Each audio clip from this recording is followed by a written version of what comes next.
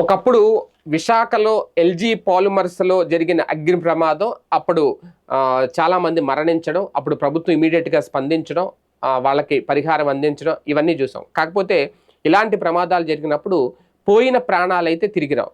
కానీ అక్కడ ఏంటి నిర్లక్ష్యం ఎందుకు జరిగింది అనేది, ఓకే అది ఎల్జీ పాలిమర్స్ కంపెనీ ఒక ప్రైవేట్ కంపెనీ కాబట్టి దాని మీద యాక్షన్ తీసుకున్నారనే అయిపోయింది. ఇప్పుడు కానీ తాజాగా ఇప్పుడు స్టీల్ ప్లాంట్లో జరిగిన అగ్ని ప్రమాదం, ఇది స్టీల్ ప్లాంట్లో అగ్ని ప్రమాదం జరిగింది అంటే ఆషామాషి వ్యవహారం కాదు. పైగా అక్కడ 1500 డిగ్రీల సెల్సియస్, అక్కడ ఉక్కు కర్మాగారంలో ఆ ఉక్కు అది ఒక ద్రవం లాంటిది.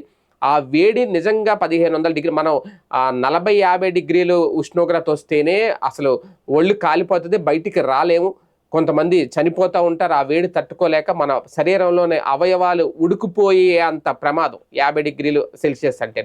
అలాంటి 1500 డిగ్రీలు అంటే నిజంగా ఆ ద్రవం మీద పడితే కనీసం మన ఒంట్లో ఉన్న ఎముకలు కూడా కనీసం కనిపించవు, మొత్తం స్మాష్ అయిపోతాయి.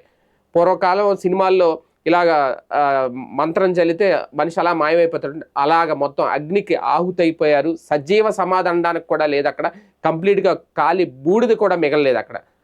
అలాగ 9 మంది సజీవ దహనం అయిపోయారు, ప్రాణాలు కోల్పోయారు. మిగిలిన వాళ్ళ పరిస్థితి విషమంగా ఉంది. వాళ్ళలో ఎంతమంది బతికి బట్ట కడతారని చెప్పలేం. కాకపోతే ఇక్కడ నిర్లక్ష్యం ఏం జరిగింది అసలు, అంటే ఇక్కడ కారణమైంది ఏంటి, ఎవరి నిర్లక్ష్యం వల్ల ఇంతమంది ప్రాణాలు కోల్పోయారనేది. ఎందుకంటే ఇక్కడ క్లియర్గా నిర్వహణ లోపం, అలాగే భద్రతా వైఫల్యాలు కొట్టొచ్చినట్టు కనిపిస్తున్నాయి. నిపుణులైన మానవ వనరులను తగ్గించుకుంటూ నిర్వహణను గాలి కొదిలిస్తే ఇలాంటి ప్రమాదాలే జరుగుతాయి అనేది కార్మిక సంఘాలు మొదటి నుంచి చెప్తున్నాయంట, కానీ పట్టించుకోలేదు. ఎందుకంటే ఇలాంటి స్టీల్ ప్లాంట్లు ఇలాంటి వాటిల్లో ఖచ్చితంగా, అంటే ఇప్పుడు ఎంత టెక్నాలజీ వచ్చినా, ఇలాంటి టూల్స్ వచ్చేసినా సరే మానవ వనరులు అనేది చాలా కీలకం. ఎప్పటికప్పుడు వాటిని అబ్జర్వ్ చేసుకుంటూ ఉండాలి. ఇలాంటి స్టీల్ ప్లాంట్లో ఇక్కడ జరిగింది ఏంటంటే మానవ వనరులను తగ్గించేశారట.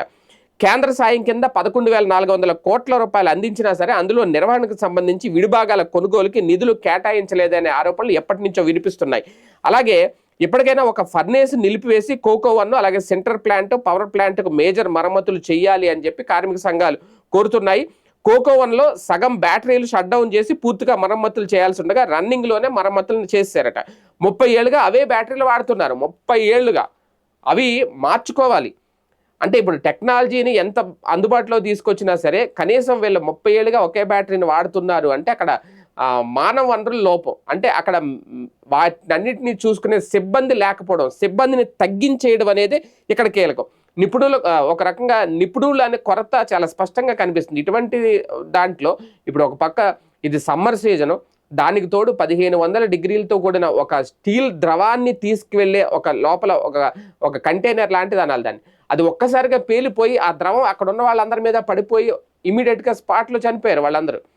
అంటే ఇక్కడ ఏంటి ప్రాబ్లం, ఎందుకు పేలిపోయింది అంటే ఎప్పటికప్పుడు ఇప్పుడు మనం ఒక చిన్న వెహికల్ తీసుకుంటేనే ఎప్పటికప్పుడు దాన్ని సర్వీసింగ్ చేయించుకోవాలి, ఒక ల్యాప్టాప్ తీసుకున్నా, కంప్యూటర్ తీసుకోవాలి, లేకపోతే అవి సరిగ్గా పనిచేయవు. మరి అలాంటిది 30 ఏళ్ళ నుంచి ఒకటే బ్యాటరీలు వాడుతున్నారు అంటే ఏంటి అక్కడ లోపం. పైగా 20 మంది ఉండాల్సిన ఇదంట అది క్లాస్ 1 ఏదో ఉంది కదా, 12 మంది మాత్రమే ఉన్నారు. ఒక రకంగా తక్కువ మంది ఉండడం వల్ల ఇలా జరిగిందా అనేది ఒకటి. అంటే కాస్టింగ్ మిషన్ అంటారు, గతంలో 20 మంది నిపుణులు పనిచేసేవారట, ఇప్పుడు 12 నుంచి 13 తగ్గించేశారట. కొంతమంది మళ్ళీ అందులో సెలవుల్లో ఉంటారు ఆ 12-13 మందిలో. ఇంకా అప్పుడు అక్కడ క్వాంటిటీని, అక్కడ నాణ్యతని చెక్ చేసేవారు నిపుణులే కొరత ఉంటే ఇలాంటి ప్రమాదాలు ఎందుకు జరగవు. ఇప్పుడు అదే రేట్ చేస్తున్నారు. ఇప్పటికైనా సెంట్రల్ గవర్నమెంట్ దీని మీద దృష్టి పెట్టాలి, కేంద్ర ప్రభుత్వం సీరియస్గా దృష్టి పెట్టాలి. ఓకే వాళ్ళకి పరిహారాలు ఇస్తారు, ఇవన్నీ తర్వాత సంగతి, కానీ ఇలాంటి ప్రమాదాలు మళ్ళీ జరగకుండా చూడాలి అనేది కార్మికులు కోరుతున్నారు.